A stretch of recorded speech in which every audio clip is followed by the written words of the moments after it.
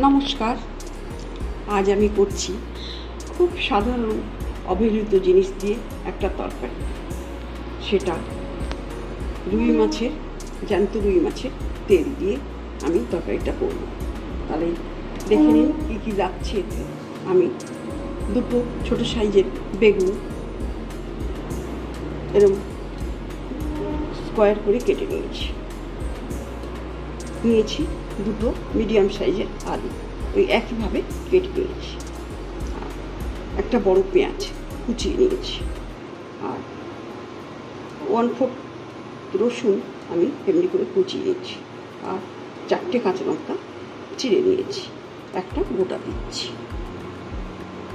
লাগছে 5 ফোড়ন লাগছে, একটা তেজপাতা, আর 1/4 চামচ গুঁড়ো হলুদ, গুঁড়ো জিরে, আর গুঁড়ো ধনে, আর লাগছে গোলমরিচ ক্রাশ করা। নুন লাগছে প্রয়োজন মতন, আর সর্ষের তেল লাগছে। তাহলে দেখুন আমি কীভাবে রান্নাটা করি। আমি গ্যাসটা অন করে কড়াটা বসিয়ে দিয়েছি। কড়াটা আমার তেতে গেছে। আমি এতে সর্ষের তেল দিচ্ছি। তেলটা খুব সামান্য দেবো, কারণ ওই তেলেই রান্নাটা হবে।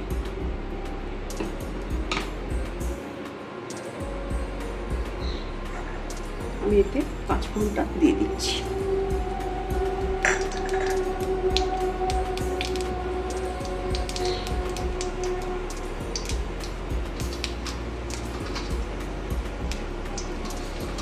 এবারে রসুন ফোড়নটা দিয়ে দিচ্ছি।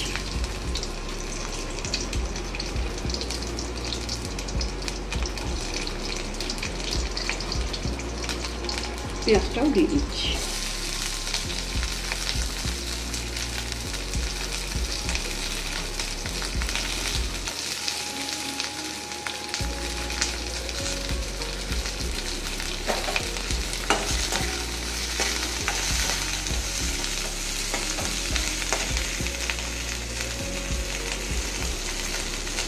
এটা আমি অল্প নুন দিচ্ছি।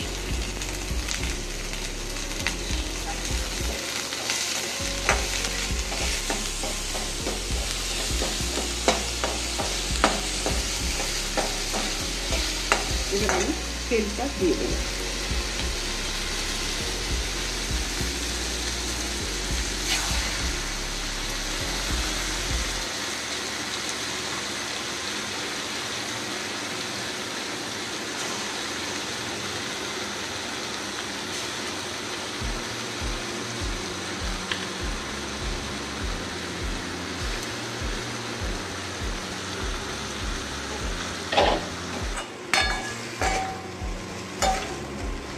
এই তেলটা উঠলে ওই তেলেই সম্পূর্ণ রান্নাটা হবে।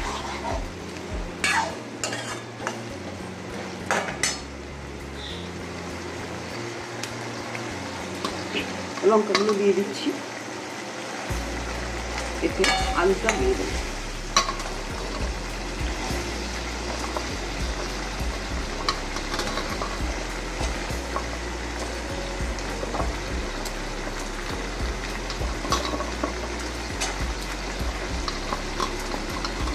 আলু আর বেগুনটা ডাইস করে কেটে নিয়েছি, কেটে ধুয়ে নিয়েছি।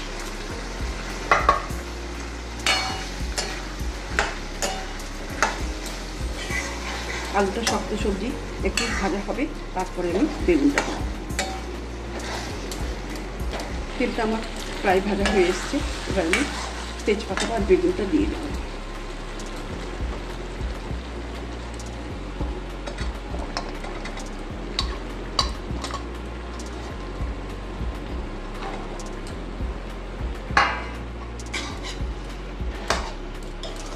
বেগুনটা একটু ভাজা হতে থাক, তারপরে আমি মশলাগুলো সব দিয়ে দেবো।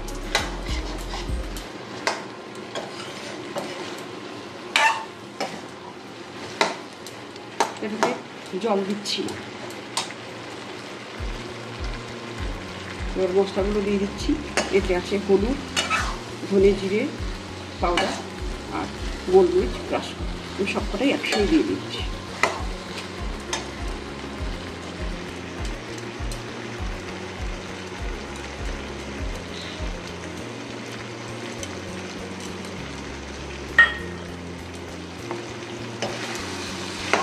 দারুণ গন্ধ উঠে গেছে।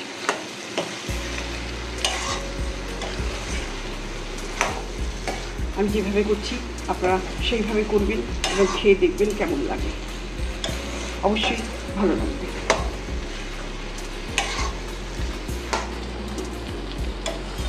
আমি এর মধ্যে গোলমরিচটা দিলাম কারণ যদি কোনো আষ্টে গন্ধ কারুর লাগে সেটা ড্যামেজ হয়ে যাবে। আর গরম ভাতে এরকম একটা রেসিপি পেলে আর কিছুই মনে হয় লাগে না। একটু সময় ঢাকা দিচ্ছি আঁচটা কম করে।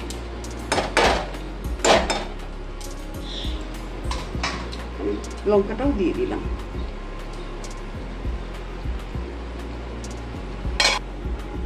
আপনারা চাইলে গুঁড়ো লঙ্কাটা হাফ চামচে দিতে পারেন। আমি গুঁড়ো লঙ্কা ব্যবহার করিনি কারণ আমি কাঁচা লঙ্কা দিয়েই বেশি রান্নাটা করি, আমার এটাই ভালো লাগে। আর নুন আর লঙ্কাটা আপনাদের স্বাদ মতন অবশ্যই দেবেন।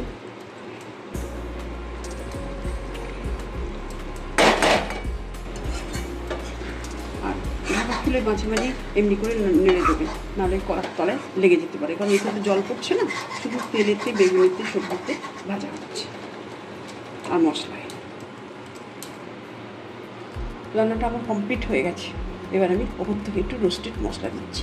এতে আছে একটা শুকনো লঙ্কা, খুব সামান্য ধনে, খুব সামান্য জিরে, আমি হালকা রোস্ট করে গুঁড়িয়ে নিয়েছি, সেটা আমি দিয়ে দিচ্ছি।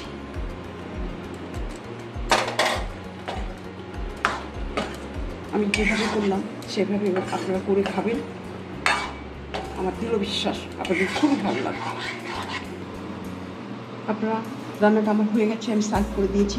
একটা কথা বলতে না বললেই নয় যে রান্নাটা করার সময় এতে তো জল পড়ছে না, বারে বারে খুব চেপে চেপে রান্নাটা নাড়বেন যাতে তলাটা ধরে না যায়। আর তেলটা কেনার সময় অতি অবশ্যই খুব ভালো করে দেখে নেবেন, এবং টাটকা মাছের তেল হলেই ভালো হয়, যাতে তেলটা সাদা থাকে, পিঠ যাতে না চাড়া হয়, পিঠটা যেন না গলে। পিঠটা গলে তেতো হবে, জিনিসটা খুব খারাপ হবে। তো আমি যেভাবে করলাম এইভাবে আপনারা করবেন, করে অবশ্যই আপনাদের ভালো তো লাগবেই, আর আমার থেকেও অবশ্যই ভালো করবেন। তাহলে এইভাবে করে এনজয় করবেন। প্রথম থেকে শেষ অবধি ভিডিওটা দেখার জন্য আপনাদের ধন্যবাদ। নমস্কার।